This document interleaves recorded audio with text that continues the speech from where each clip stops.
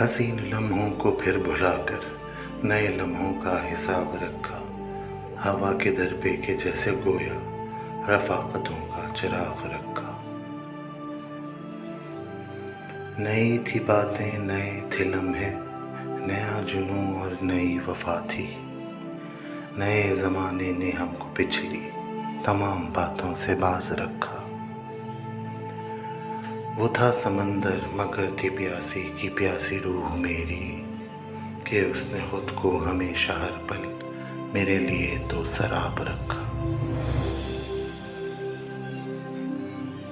پرانی باتوں کو یاد کر کے نمی سی آنکھوں میں آن ٹھہری، نئے لمحوں کی رفاقتیں تھیں، اب بس ہمیں تو اداس رکھا۔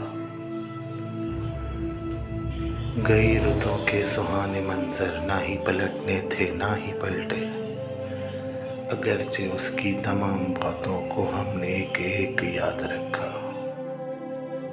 پرانی یادیں بہت ستائیں، نئی سی باتیں سہی نہ جائیں، تمام باتوں نے ہم کو یارو نہ دور رکھا نہ پاس رکھا۔